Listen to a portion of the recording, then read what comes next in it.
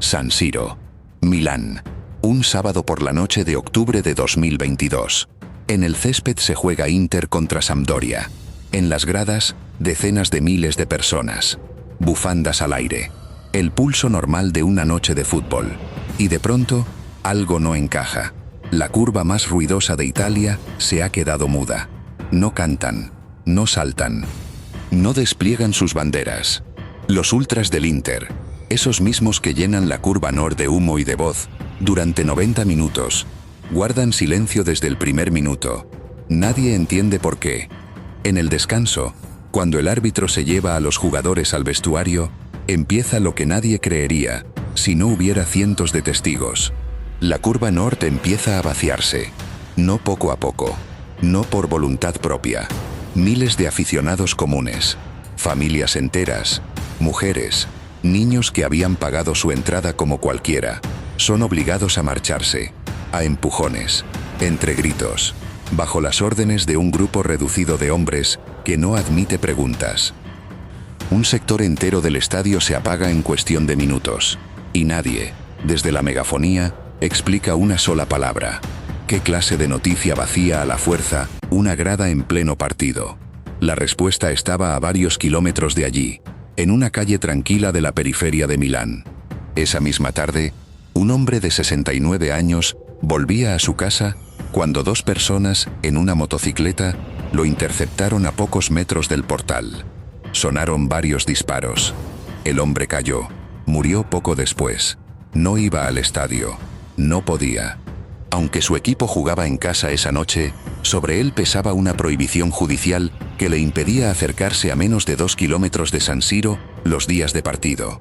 El rey de aquella grada tenía vetada la entrada a su propio reino. Se llamaba Vittorio Boiocchi. En la grada lo conocían por un solo apodo: Lo Zio, el tío. Y aquí empieza lo verdaderamente inquietante. Porque durante casi 2 años nadie diría quién lo mató, ni por qué. Un muro de silencio cubrió el caso mientras la ciudad enterraba la historia como un ajuste de cuentas más, de esos que se olvidan rápido. Los que sabían, callaban. Los que no sabían, tampoco preguntaban. Y el nombre de los autores se hundió en ese silencio como una piedra en un lago. Hasta que, mucho después, la investigación apuntó a algo que nadie en aquella grada quería escuchar. Según la acusación, la orden de vaciar el estadio aquella noche, en apariencia, un gesto de luto y respeto por el jefe caído, habría salido del mismo entorno que había planificado su muerte. Lo lloraban en público los mismos que, según la acusación, lo habían sentenciado en privado. Esta es la historia de cómo un viejo criminal conquistó la grada más caliente de Italia, de cómo la convirtió en la mejor empresa de su vida, y de cómo esa misma empresa terminó devorándolo. Esto no es la historia de un hincha apasionado que quería demasiado a su equipo. No es la historia de un líder de tribuna que organizaba coreografías y viajaba a los partidos de visitante. No es, ni siquiera, una historia de fútbol. Es la historia de cómo el crimen organizado descubrió que una grada de estadio podía funcionar como una empresa con territorio, con caja, con empleados y con enemigos. Una empresa donde el producto no era el espectáculo del domingo, sino todo lo que se movía a su alrededor. Vittorio Boiocchi encarna esa idea mejor que casi nadie. Un hombre que pasó más de un tercio de su vida en la cárcel, que no llegó a la curva nord buscando emoción, sino oportunidad, que miró aquel sector del segundo anillo verde de San Siro y no vio una afición, vio un territorio por conquistar, y lo conquistó. Pero conquistar es fácil comparado con conservar. Boiocchi lo aprendería tarde, y de la peor manera, porque en el mundo que vamos a recorrer, el que llega arriba se convierte, en el mismo instante, en el objetivo de todos los que están debajo. La corona y la diana son, muchas veces, la misma cosa. Esta historia tiene 4 movimientos. Primero, cómo un país entero convirtió sus estadios en un territorio aparte, casi fuera del alcance del Estado. Después, cómo un criminal de vieja escuela volvió de la prisión para tomar el mando de una grada que se había quedado sin rey. Luego, Cómo transformó esa grada en una máquina de dinero que, según las escuchas, le dejaba cifras difíciles de creer. Y finalmente, cómo ese mismo poder se volvió contra él, con una frialdad de manual, una noche de lluvia. Hay una pregunta que va a acompañarnos de principio a fin.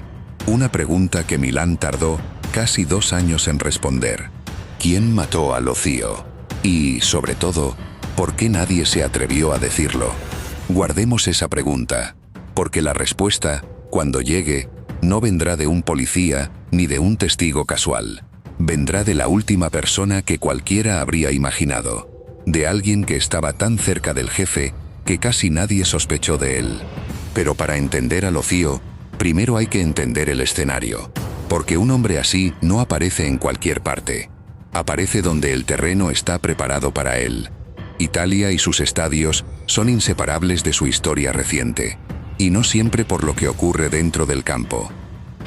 Desde los años 70, las gradas italianas se convirtieron en algo más que un lugar para ver un partido. Nacieron las curvas, los sectores detrás de cada portería donde se agrupaban las hinchadas más organizadas. Allí no se iba solo a alentar, se iba a pertenecer. La palabra que define ese mundo es ultras. Grupos de aficionados que llevan el apoyo al equipo al extremo, con una organización casi militar, coreografías gigantescas, banderas enormes, cánticos que duran los 90 minutos, un espectáculo dentro del espectáculo. Para millones de personas, lo mejor del fútbol italiano estaba, precisamente, en esas gradas. Y había algo más, algo social.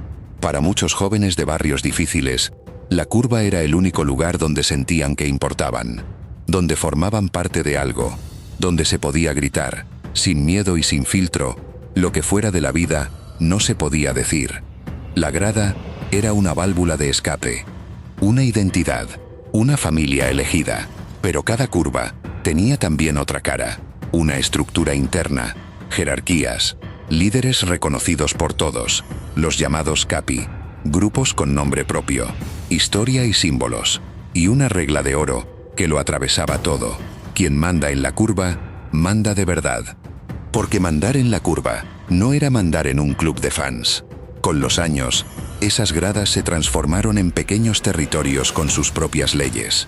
Un espacio donde el Estado entraba con dificultad y donde el que decidía las cosas no llevaba uniforme ni carné de directivo. Conviene entender de dónde venía toda esa dureza. Los años 80 y 90 fueron, en muchos estadios europeos, una época marcada por la violencia entre hinchadas, peleas organizadas, emboscadas, trenes destrozados, ciudades tomadas los días de partido. Italia no fue una excepción. Y en ese clima creció una generación entera de ultras para quienes la grada no era solo pasión, sino también batalla y jerarquía. Con el tiempo, aquella violencia abierta fue disminuyendo, en parte por la presión policial y en parte por el cambio de época. Pero la estructura de poder quedó intacta. Los grupos, los líderes, los códigos. Y cuando la violencia deja de ser un fin en sí mismo, esa maquinaria queda libre para dedicarse a otra cosa, para el negocio.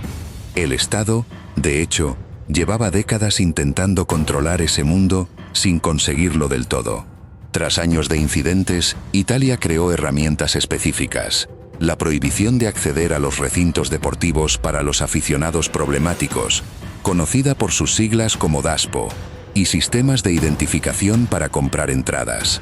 Medidas pensadas para meter luz donde antes había sombra. Y aún así, las curvas siguieron siendo lo que eran.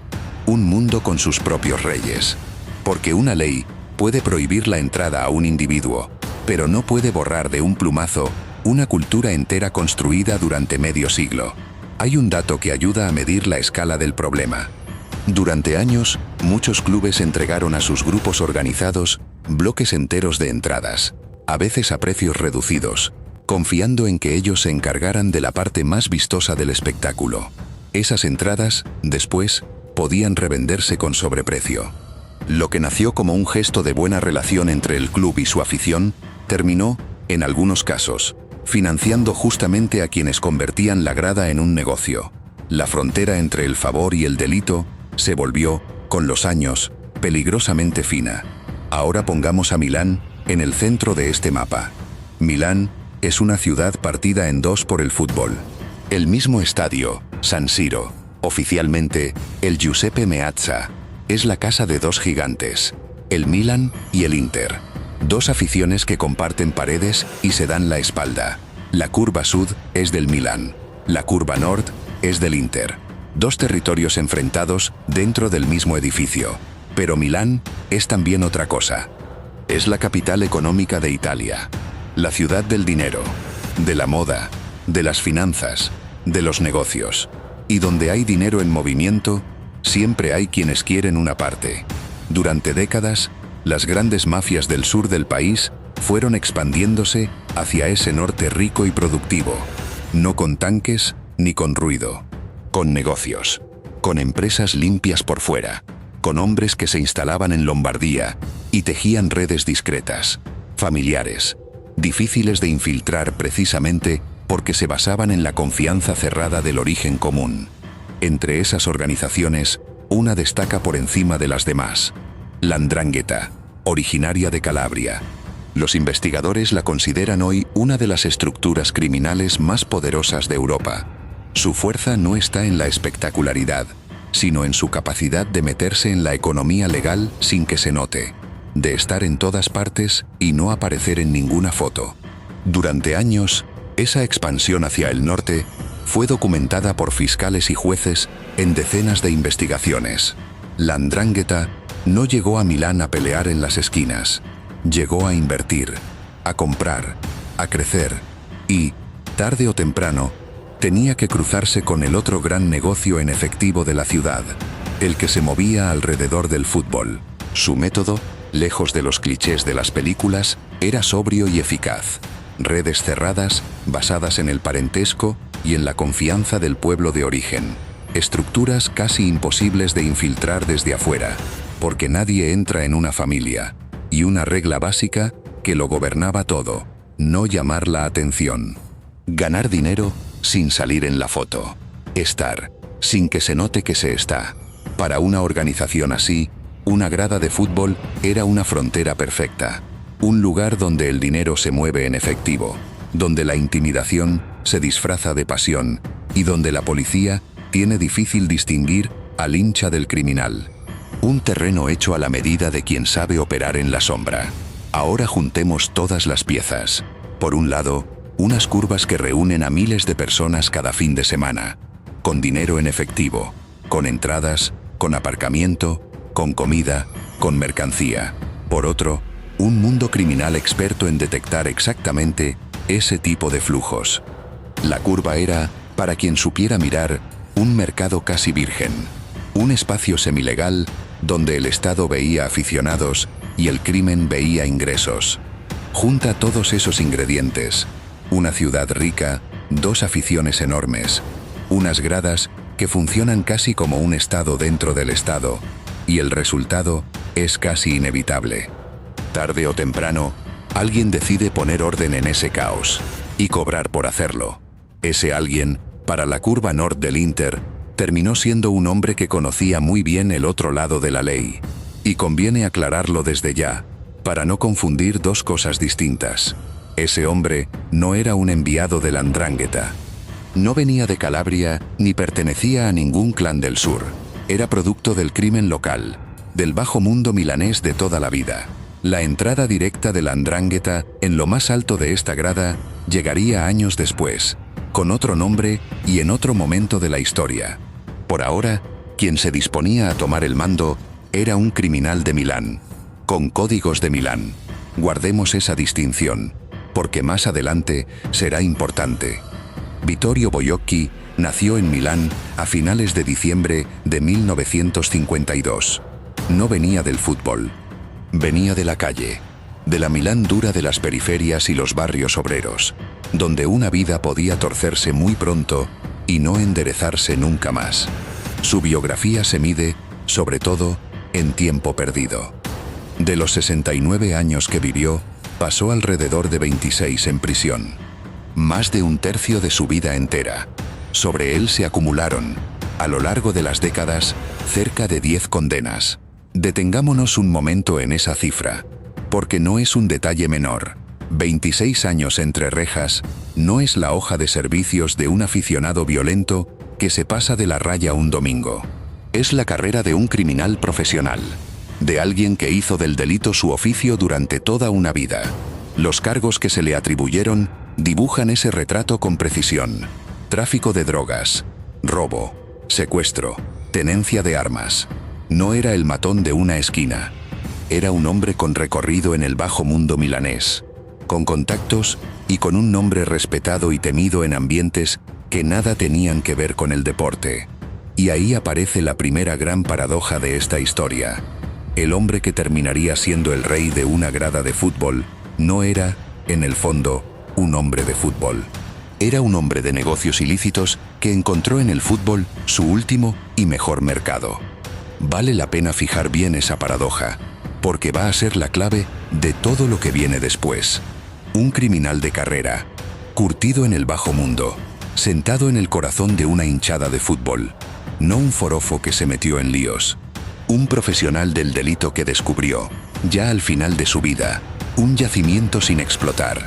Para él, la grada no despertaba emoción, despertaba cálculo.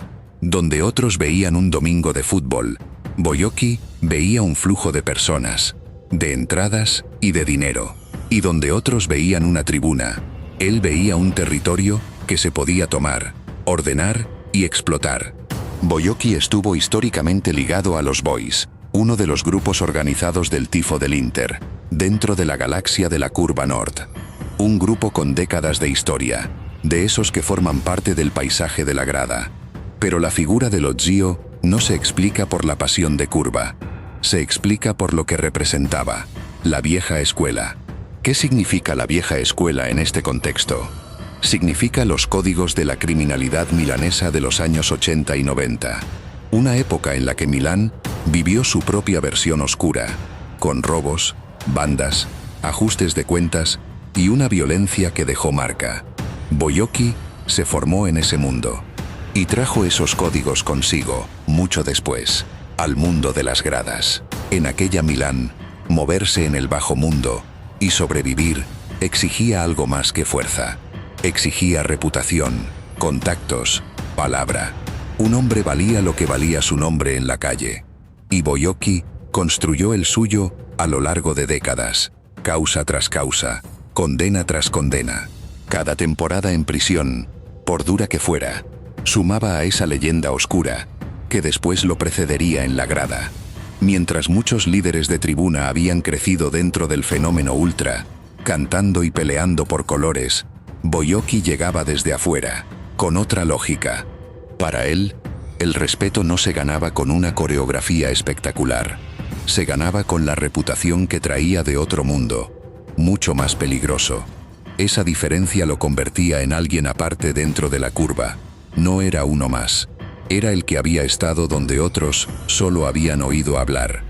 El que conocía las reglas del crimen de verdad, no las de la grada. Y esa autoridad tenía un efecto muy concreto en el día a día. Cuando Boyocki hablaba, la gente escuchaba. No porque fuera el que más gritaba, sino porque todos sabían de dónde venía y de lo que era capaz. Su historial hablaba por él antes de que abriera la boca. Durante años, sin embargo, ese poder estuvo interrumpido, porque Boyocki entraba y salía de prisión. Su vida se movía en ese vaivén. Periodos de libertad, nuevas causas, nuevas condenas, nuevos años detrás de los muros. Un ciclo que se repitió tantas veces, que se convirtió en su normalidad. Cada vez que salía, encontraba una curva un poco distinta, con nuevos rostros, nuevos liderazgos, nuevas alianzas. El mundo no lo había esperado, y cada vez, él tenía que reconstruir su lugar desde cero, apoyándose en lo único que el tiempo no le quitaba, su nombre. Piénsese en la paciencia que exige una vida así. Salir con casi 60 años, después de haber pasado la mayor parte de su existencia encerrado, y en lugar de retirarse a una vida tranquila, decidir que todavía queda una conquista pendiente, que aún hay un trono al que aspirar. Hay algo casi novelesco en esa figura. el viejo criminal que sale de prisión cuando casi todos lo daban por acabado y decide, contra toda lógica, que aún le queda una última conquista. No busca una vejez tranquila, busca un trono, y para conseguirlo, está dispuesto a jugarse lo poco que le queda. Lothio ya era, en su ambiente, una figura de peso, un nombre con historia, pero estaba a punto de convertirse en algo mucho más grande. Solo necesitaba una cosa, que el trono quedara vacío. Y a finales de la década de 2010, el trono quedó vacío, de la peor manera posible. Diciembre de 2018, la noche del Inter contra el Nápoles en San Siro. Antes de ese partido, en las inmediaciones del estadio, se produjeron enfrentamientos graves entre grupos de aficionados rivales, choques planificados, de esos que el mundo ultra a veces organiza lejos de las cámaras. En medio de aquel caos, un ultra del Inter, Daniele Belardinelli, murió tras ser atropellado en la confusión. Una sola muerte, pero suficiente para hacer temblar toda la estructura de la Curva Nord, porque su muerte no fue solo una tragedia, fue el principio de un terremoto. La justicia reaccionó con dureza. Investigaciones, procesos, medidas contra los líderes de la grada. Buena parte de la cúpula que hasta entonces controlaba la Curva Nord quedó fuera de juego, entre causas judiciales y prohibiciones de acercarse al estadio. Aquel episodio dejó otra cosa clara. La Curva Nord no era un lugar tranquilo, ni siquiera para los suyos. La violencia formaba parte de su día a día, y cuando la cabeza de una estructura así cae de golpe, lo que queda no es paz. Es una lucha silenciosa por ver quién ocupa el hueco. El resultado fue un vacío. La Curva Nord, ese territorio que siempre había tenido un jefe reconocido, se quedó de repente sin una autoridad clara, descabezada, inestable, con varios grupos mirándose entre sí, midiéndose, calculando quién daría el primer paso. Y en el mundo que estamos contando, un vacío de poder nunca dura mucho. Es como un hueco en la naturaleza. Algo, o alguien, viene a llenarlo. Ese alguien fue Vittorio Boiocchi. Para entonces, ya era un sexagenario, libre, otra vez, después de años de prisión. Un hombre al que muchos habrían dado por acabado. Demasiado viejo, demasiado gastado, demasiado del pasado. Pero Lothio no pensaba retirarse. Vio la grada debilitada, sin cabeza, y entendió que era el momento de su vida. El viejo lobo volvió a la caza, y lo hizo con la ventaja de quien ya no tiene nada que perder. Y esa, en el fondo, era su gran arma. Un hombre que ha pasado 26 años preso, ya no teme a la cárcel. La conoce, la ha soportado tantas veces que ha dejado de asustarlo. Frente a rivales más jóvenes, con familias, con negocios y con futuros que perder, Boiocchi jugaba con una libertad brutal, la del que ya lo ha perdido casi todo, y solo le queda una cosa por conquistar: tomar el mando de la Curva Nord. Sin embargo, no bastaba con quererlo. Había que imponerse a otros hombres duros, a grupos con años de historia, a liderazgos que no pensaban ceder. Había que demostrar, cada día, que se era el más fuerte. Y Boiocchi lo demostró. En 2019, su regreso se hizo imposible de ignorar.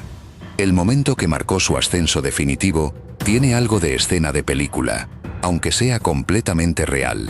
En la cima simbólica de la curva estaba entonces otro rostro histórico del ambiente ultrainterista, Franco Caravita, conocido por todos en ese mundo. Un líder con años de recorrido, un referente. Dos hombres fuertes, un solo trono. La convivencia era imposible, y ambos lo sabían. El choque llegó. Según se reconstruyó, en el otoño de 2019, hubo una discusión y un enfrentamiento físico entre los dos. Un cara a cara, del que solo uno podía salir mandando. Y de ese choque, Boiocchi salió arriba. Poco después apareció la imagen que sellaba el nuevo orden. Los dos hombres juntos, mostrando que las aguas se habían calmado. Una foto de paz. Sonrisas para la galería. Pero todos entendieron el mensaje real que había debajo. La paz se hacía en los términos de Boiocchi. Caravita daba un paso al costado, y Lothio quedaba, sin discusión, como el nuevo dueño de la Curva Nord.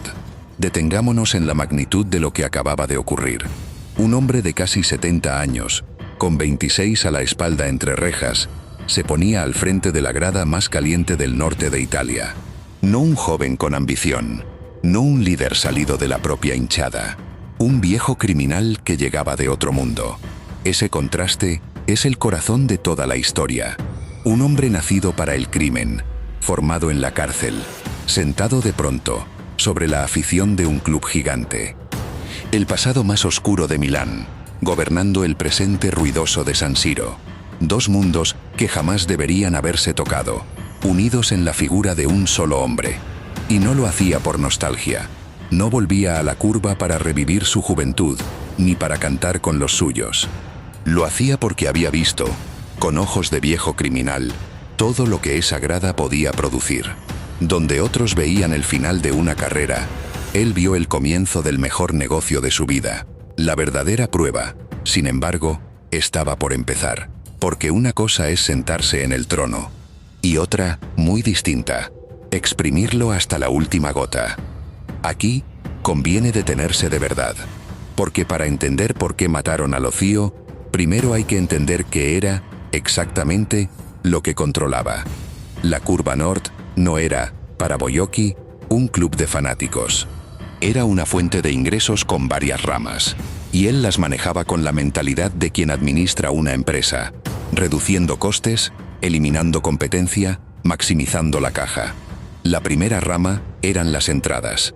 En los grandes partidos, conseguir un boleto por los canales oficiales puede ser casi imposible.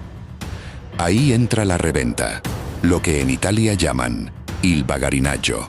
Quien controla la curva, controla un flujo enorme de entradas, bloques de localidades que después pueden revenderse muy por encima de su precio. Un monopolio de hecho sobre el acceso a los encuentros más codiciados. Ese monopolio no se mantenía con buenas palabras, se mantenía porque nadie se atrevía a competir. Quien intentara revender por su cuenta, sin permiso, sabía que tendría un problema. El control del negocio y el control del miedo eran, en realidad, la misma cosa, y no era una reventa cualquiera. Según las investigaciones sobre este mundo, parte de esas entradas salía de acuerdos y presiones que involucraban al propio entorno del club. La grada organizada tenía peso, tenía capacidad de negociación, y la usaba. En ese terreno gris entre la afición y el negocio se movía buena parte del dinero. Ese terreno gris merece una pausa. Durante años, muchos clubes convivieron con sus curvas en una relación incómoda.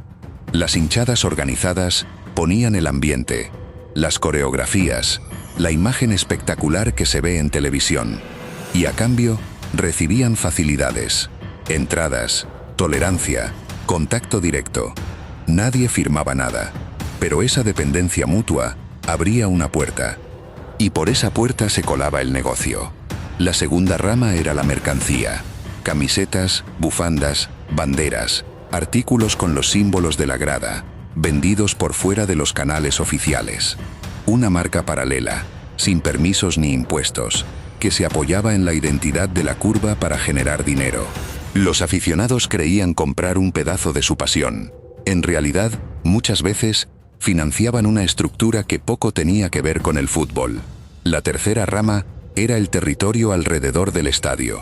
Los puestos de comida, los llamados paninari, que en día de partido hacen la caja del mes en pocas horas. Y los aparcamientos, muchos improvisados e informales, donde miles de coches necesitan sitio. Quien controlaba ese espacio podía cobrar por él. A los vendedores, a los conductores, a todo el que quisiera trabajar o aparcar allí. Había incluso una cuarta rama, más discreta pero muy reveladora, la de la seguridad. Según las investigaciones sobre este ambiente, en algunos casos, los propios grupos organizados se ofrecían para tareas de vigilancia y orden, convirtiendo su capacidad de intimidación en un servicio que se cobraba. El músculo de la grada, transformado en una empresa de seguridad informal. Y el negocio no siempre se quedaba dentro del estadio. Con el dinero y el poder acumulados, algunos de estos líderes empezaron a mirar más allá. Locales, inversiones, proyectos en otras zonas del país. La grada era la base, pero la ambición apuntaba más lejos. La lógica era siempre la misma: comprar, crecer, expandirse. Cada una de esas ramas parece pequeña por separado. Unas entradas, unas camisetas, unos aparcamientos. Pero multiplíquese por miles de personas, por un partido tras otro, semana tras semana, temporada tras temporada. El resultado es una operación con una caja considerable, en efectivo, difícil de rastrear. Y ese detalle, el del efectivo, es clave. El dinero en mano no deja huella. No aparece en ninguna cuenta. No se declara. Fluye de bolsillo en bolsillo, invisible para el fisco y para la policía. Es la sangre perfecta para un negocio que necesita moverse en la sombra. Y todo eso, según la investigación, pasaba por las manos de quien mandaba en la grada. Y en el centro de todo, sin saberlo, estaba el aficionado común, el que compraba su entrada a un revendedor porque no le quedaba otra, el que se llevaba una bufanda de recuerdo, el que dejaba el coche en un aparcamiento improvisado y pagaba unos euros al hombre que le indicaba el sitio. Miles de gestos inocentes que, sumados, alimentaban una máquina que la mayoría ni siquiera sabía que existía. Ese es quizás el detalle más incómodo de toda la historia, que el dinero del crimen no salía de grandes operaciones ocultas, sino de la gente corriente, de la pasión honesta de miles de personas que solo querían ver a su equipo. La afición pagaba, sin saberlo, el sueldo de sus propios amos. ¿Cuánto dinero movía realmente? La respuesta más impactante vino de la fuente más difícil de discutir: las escuchas telefónicas de la policía. En una de esas conversaciones interceptadas, según recogió la investigación, Boyocki se felicitaba por haber ordenado por fin bien los negocios del estadio. Hablaba de la gestión de los aparcamientos, de tener cientos de entradas en la mano para cada partido, de los puestos de comida que le pasaban una cantidad fija cada vez que se jugaba. Lo contaba como un empresario satisfecho que por fin ha puesto su negocio en orden, y ponía una cifra. Según esas escuchas, presumía de sacar alrededor de 80.000 euros al mes gracias a los negocios del estadio. 80.000 euros mensuales. Conviene ser prudentes con ese número. Era él quien lo decía, en una charla privada, y no una contabilidad probada ante un tribunal. Bien pudo exagerar para presumir, pero, verdadera o inflada, la cifra revela algo esencial sobre cómo pensaba. En la cabeza de Lozio, la Curva Nord no era una pasión. Era una nómina, la mejor de su vida, quizás, y la primera que no le exigía volver a la cárcel para conseguirla. Y aunque la cifra real fuera menor, el mensaje de fondo no cambia. La grada se había convertido en una fuente de ingresos estable, jugosa y difícil de rastrear. Un negocio que muchos codiciaban. Y el que se sienta sobre un negocio así, en ese mundo, sabe que su asiento nunca está del todo seguro. Ese es el retrato del hombre de vieja escuela que había encontrado, ya mayor, el negocio casi perfecto. Un negocio con miles de personas dispuestas a defenderlo por amor a unos colores, sin saber muchas veces qué había realmente detrás de las banderas que ondeaban. Pero un negocio así tiene un defecto de origen. Cuanto más produce, más gente lo mira con envidia. Y toda esa caja, tarde o temprano, despierta el apetito de los que están justo un escalón por debajo del que manda. No nos engañemos. El reinado de Boyocki no fue el de un abuelo simpático que ponía orden en la grada. Fue el reinado de un hombre acostumbrado a imponerse, que dirigía la curva con la misma lógica dura con la que se había movido toda su vida en el bajo mundo. El que discutía sus decisiones, sabía muy bien a quién tenía enfrente, y medía sus palabras.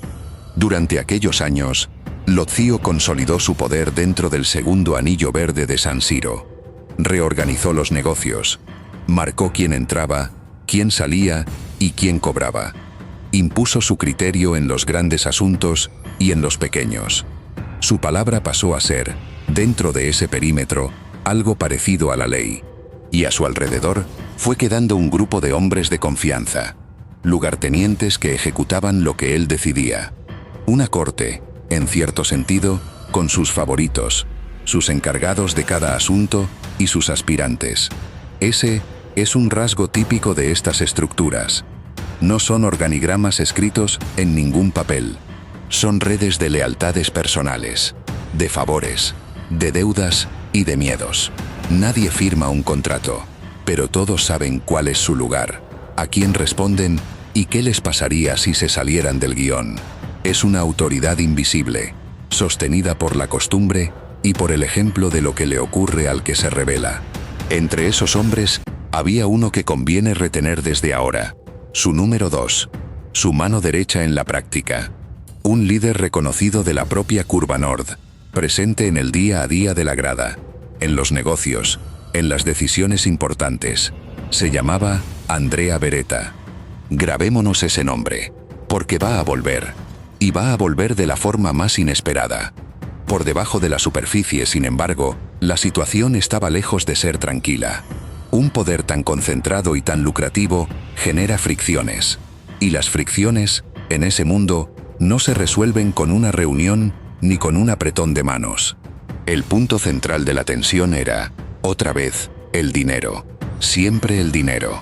Cuando alguien controla la caja, siempre hay quien sospecha que se queda con más de lo que le toca, que hace la cresta, como se dice en Italia, que se lleva una tajada extra por encima del reparto acordado. Y aquí aparece un detalle que la investigación posterior subrayaría con fuerza, casi como un eco. Ese tipo de acusación, la de quedarse con más de lo debido en la mercancía y en los negocios de la grada, fue exactamente la clase de reproche que rondó tanto en la época de Boyocchi como en los años que vinieron después de él. La misma semilla de conflicto, plantada una y otra vez entre casi los mismos protagonistas. Porque el negocio de la Curva no era un club de amigos con una causa común. Era un reparto de poder y de plata donde cada quien vigilaba a los demás. Donde una sonrisa podía esconder un cálculo.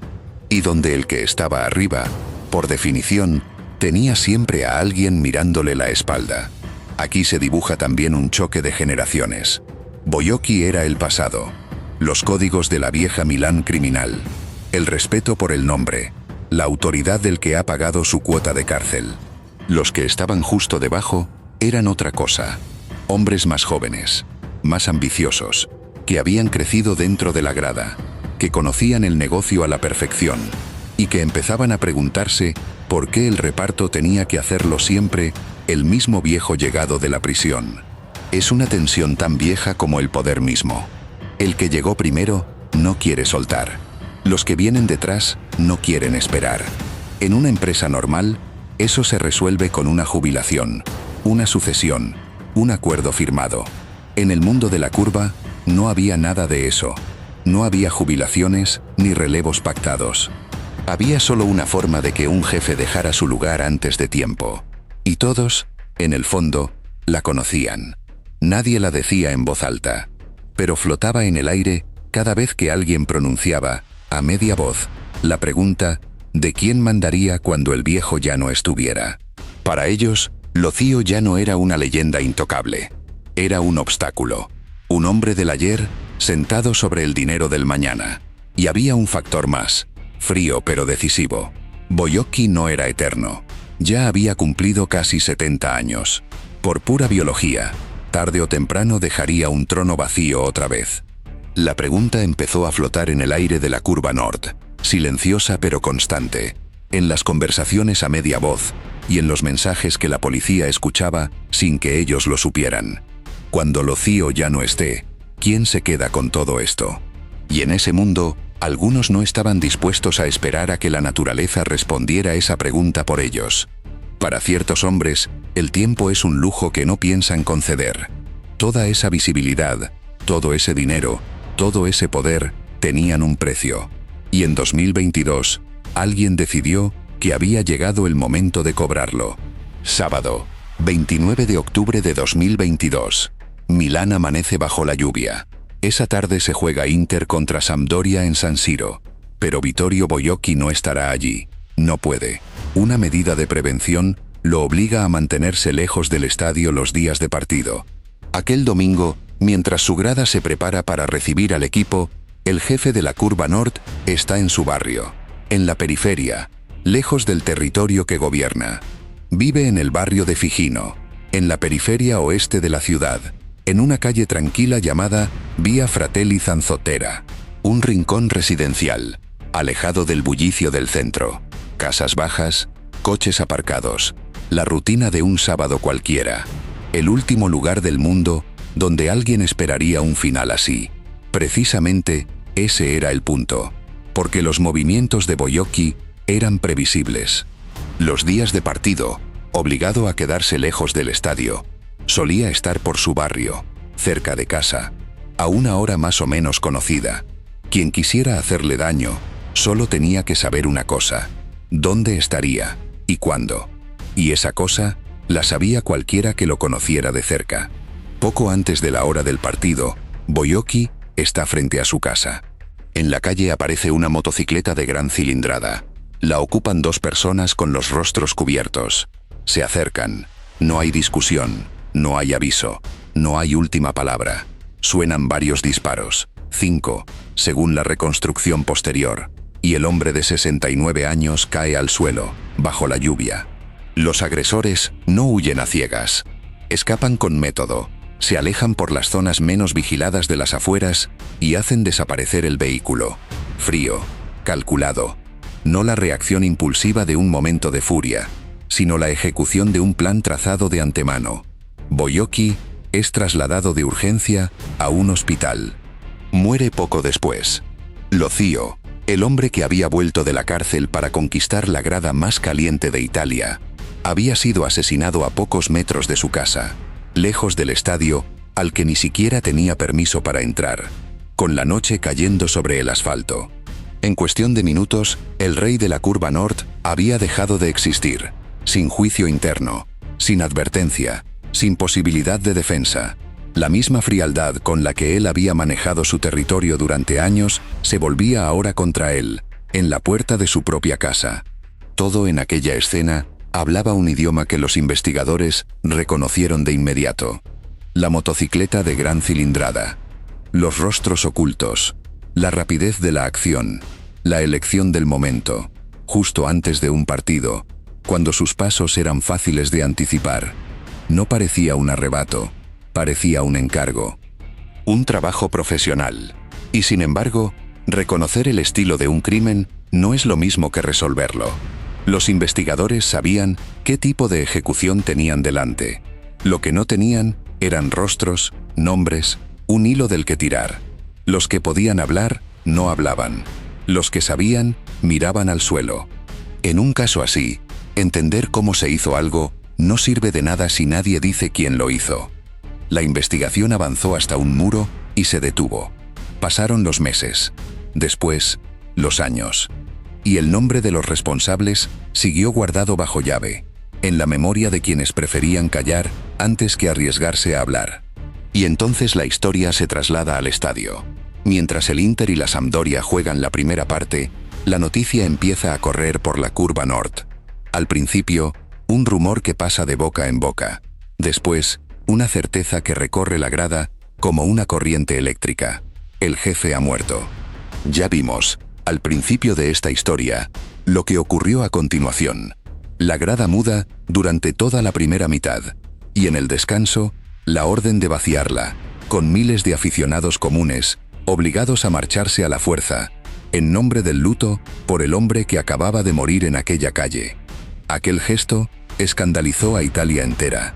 Que un grupo pudiera expulsar a familias que habían pagado su entrada, en pleno partido, delante de todos, mostraba hasta dónde llegaba de verdad el poder de la curva.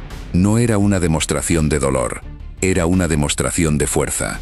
Un mensaje: aquí seguimos mandando nosotros, incluso el día que matan a nuestro rey. El caso saltó de las páginas deportivas a las de sucesos, y de ahí al debate político. Se habló de la infiltración del crimen en el fútbol, de la necesidad de controlar de una vez ese mundo. Durante unos días, toda Italia miró hacia las gradas y se preguntó qué se escondía realmente detrás de ellas. Se reabrió, una vez más, el viejo debate italiano sobre los estadios. ¿Cómo era posible que, pese a las leyes, los controles y las prohibiciones, ciertas gradas siguieran funcionando como zonas donde el poder real no era el del club ni el del Estado. La muerte de Lozio no era solo un crimen. Era el síntoma de un problema mucho más grande, que el país llevaba años prefiriendo no mirar de frente.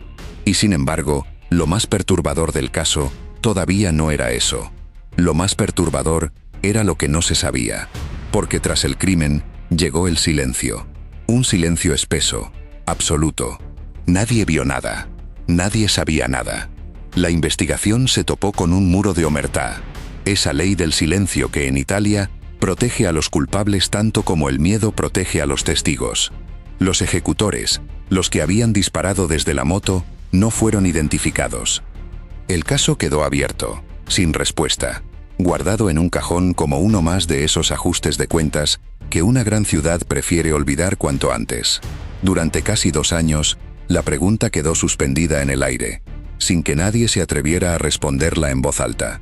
¿Quién mató a Lozio? ¿Y por qué callaban todos, incluso los que habían gritado su nombre en la grada? La respuesta no vendría de un testigo valiente ni de una cámara oportuna.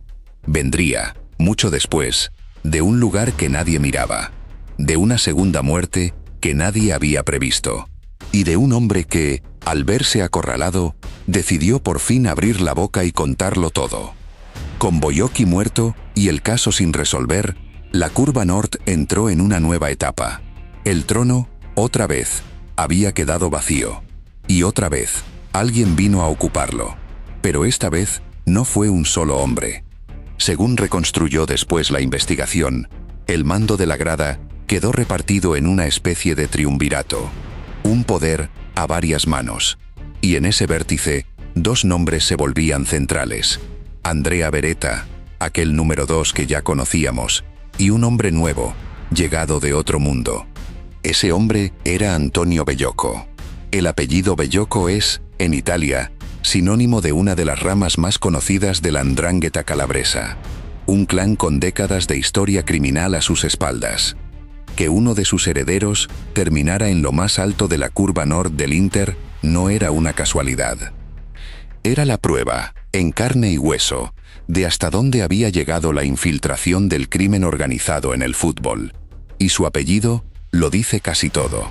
Bellocco pertenecía a una de las familias históricas de la 'ndrangheta, arraigada en Rosarno, en Calabria. Era, en el lenguaje de los investigadores, el heredero de un clan poderoso que se había expandido hacia el norte. Un hombre ya condenado por delitos de mafia, que se había instalado en la zona de Milán y había ido subiendo posiciones dentro del tifo del Inter, hasta sentarse en lo más alto de la Curva Nord. Detengámonos un momento en lo que eso significa. Aquello que dijimos al principio, que las mafias del sur llevaban décadas buscando cómo meterse en el norte rico, dejaba de ser una teoría general. Se volvía un rostro concreto, con nombre y apellido, sentado en la cima de una grada de fútbol.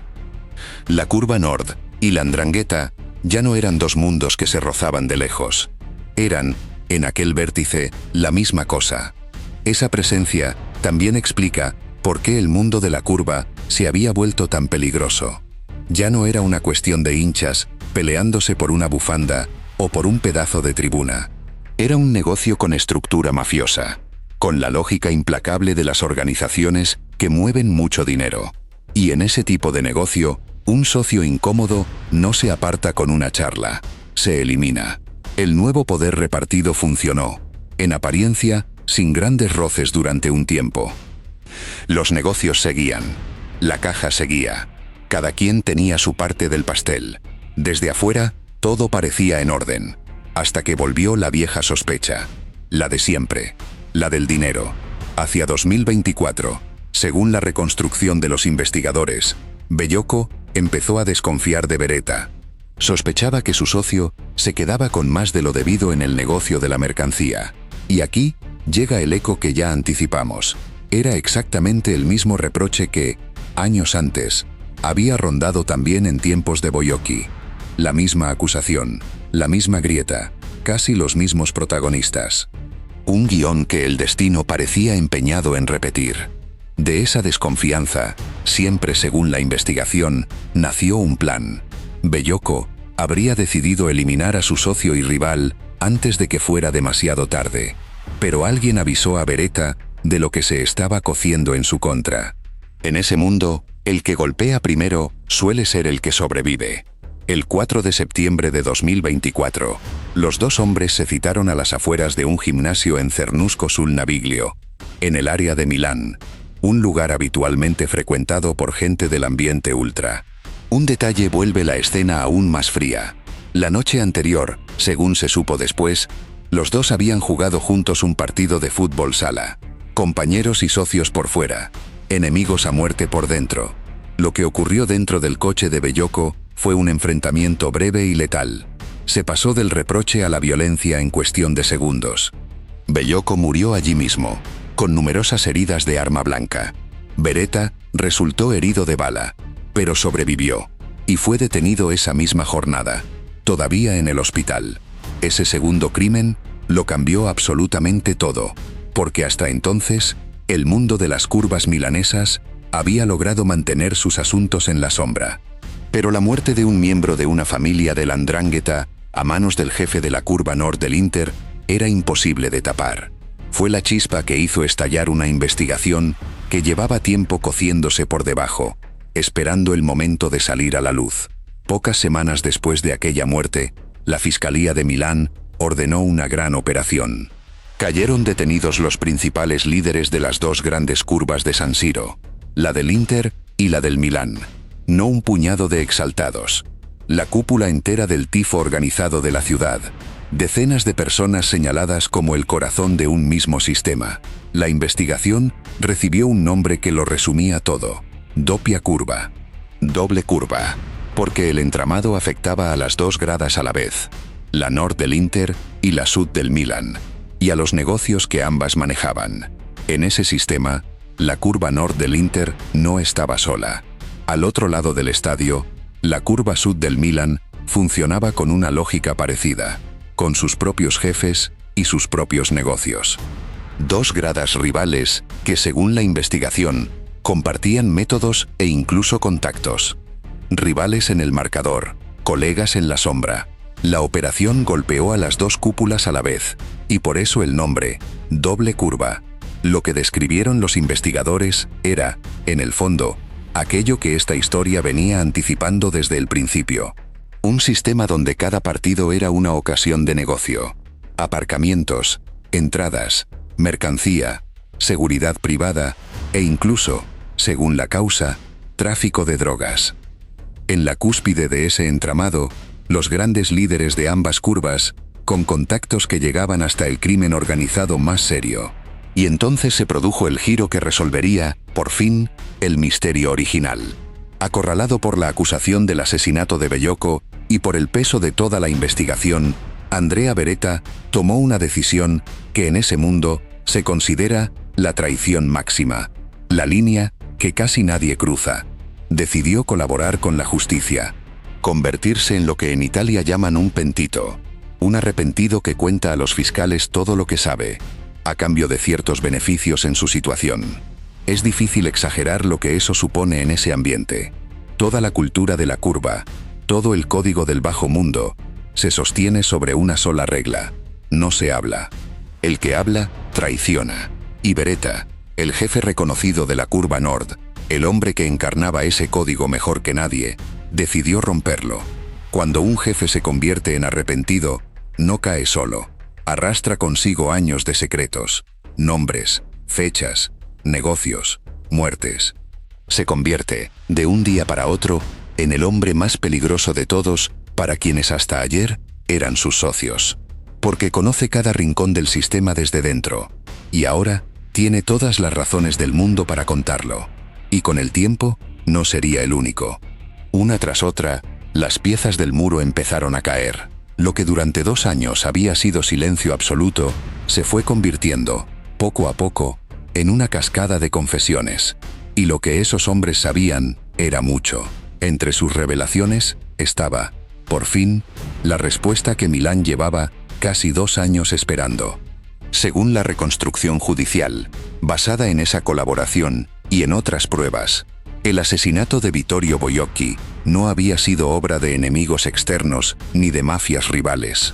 Había salido de dentro, del propio entorno de la grada. El plan para eliminar al viejo jefe habría partido de quienes querían quedarse con la curva y con todos sus negocios. Y aquí se cierra el círculo más oscuro de toda la historia. Porque, según la reconstrucción de la investigación, la orden de vaciar el estadio aquella noche, en apariencia un homenaje de luto por el jefe caído, habría partido del mismo círculo que había planificado su muerte. Conviene decirlo con cuidado. Es la hipótesis que sostiene la acusación a partir de las declaraciones de los arrepentidos, no un hecho probado en una sentencia. Pero si esa reconstrucción es cierta, la escena adquiere un sentido escalofriante. El luto sería una escenografía, el respeto, una fachada. La grada que lloraba a su rey lo habría hecho a las órdenes de quienes, según la acusación, lo habían destronado del modo más definitivo posible. Miles de aficionados echados de sus asientos para honrar a un hombre en cuya muerte habrían tenido parte, precisamente, los que daban esas órdenes.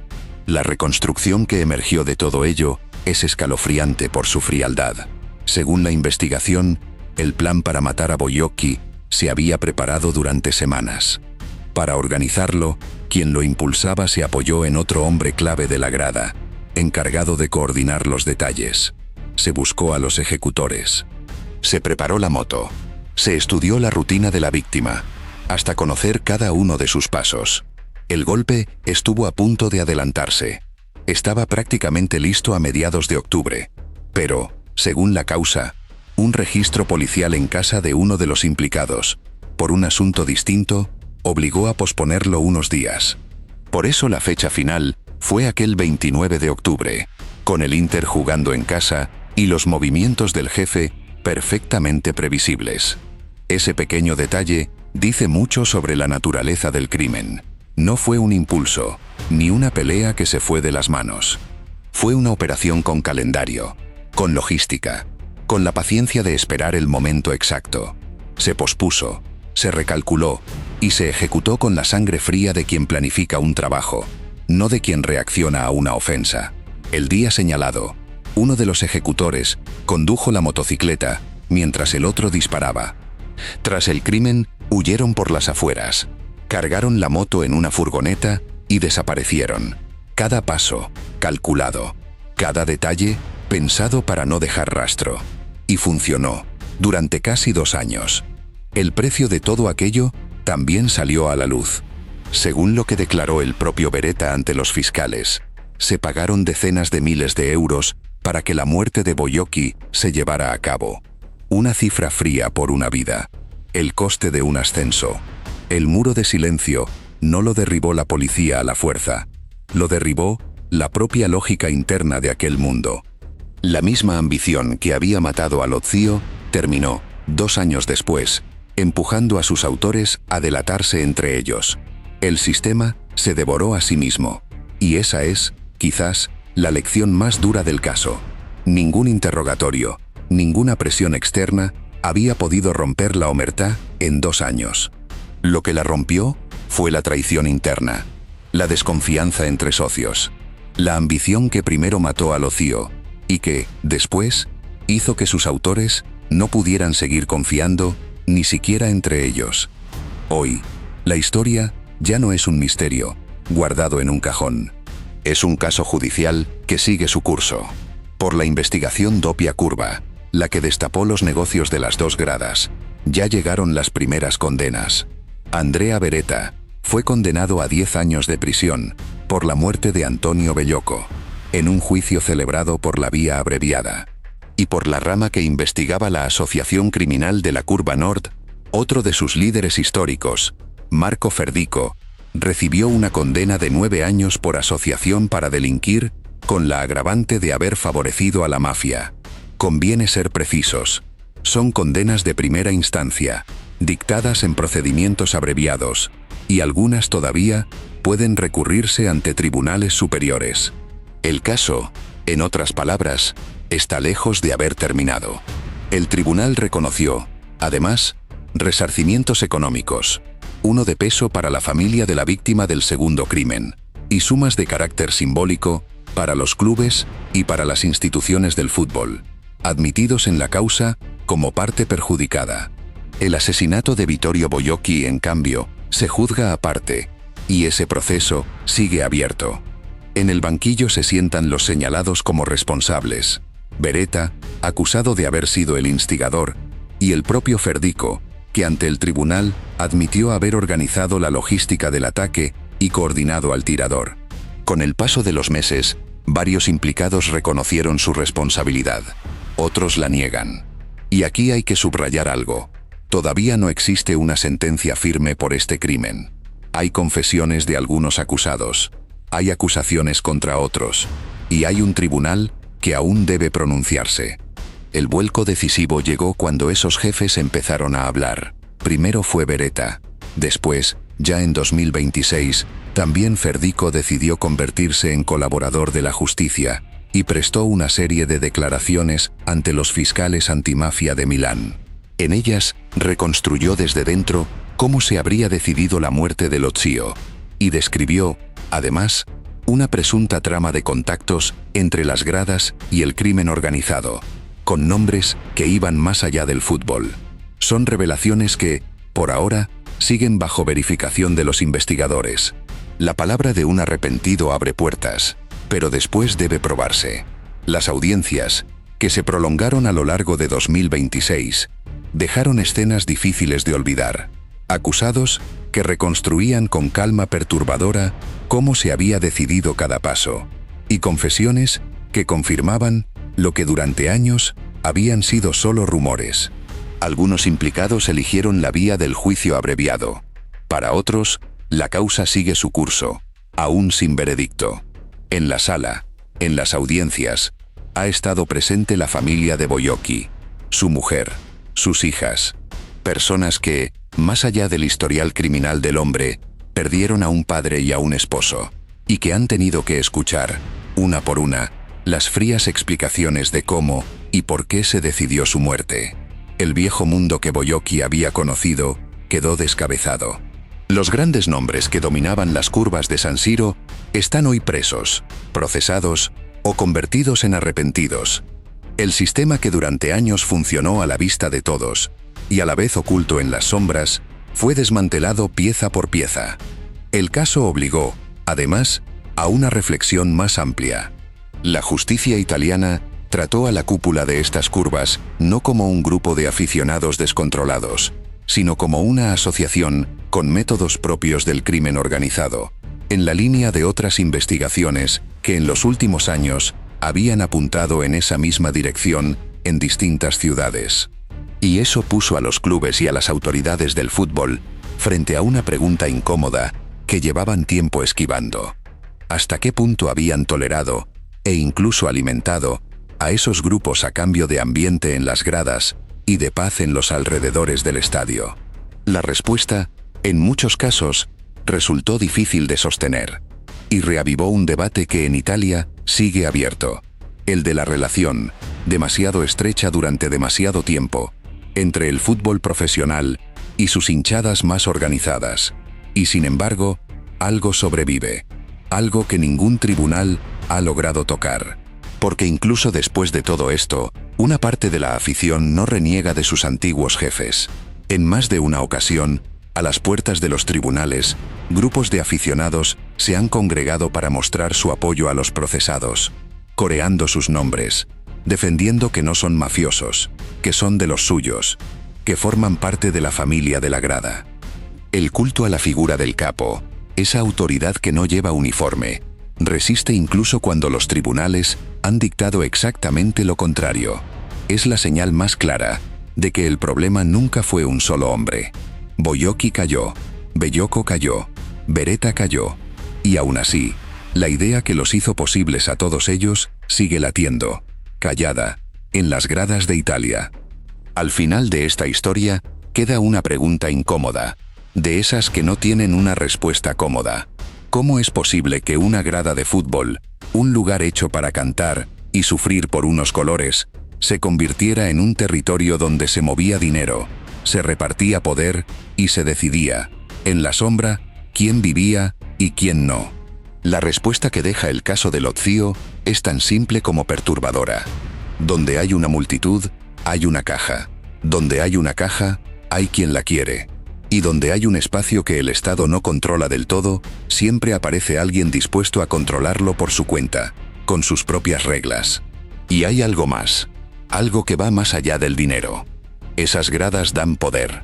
Poder sobre miles de personas, sobre un espacio, sobre una parte de la vida de una ciudad. Y el poder, como el dinero, atrae a quien sabe usarlo. Boyocki no solo quería la caja, quería mandar. Quería ser, aunque fuera sobre un pedazo de estadio, el rey de algo.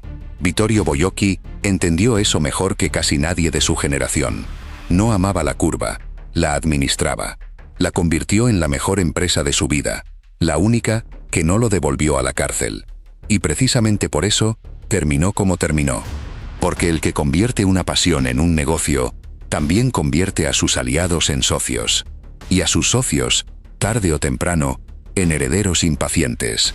Y ahí está la ironía final, la que recorre toda esta historia. Lo mató lo mismo que lo había encumbrado, el dinero de la grada y la ambición de los que estaban justo debajo. El hombre que llegó desde el crimen para conquistar una grada, terminó cayendo por las mismas reglas que él había traído. No lo derrotó la policía, no lo venció un rival de otra hinchada, lo eliminó su propia gente, con su propia lógica, en su propio juego. Eso no es fanatismo deportivo, es algo mucho más frío. Es la historia de un poder que se disfrazó de afición, de una empresa criminal escondida detrás de unas banderas y unos cánticos.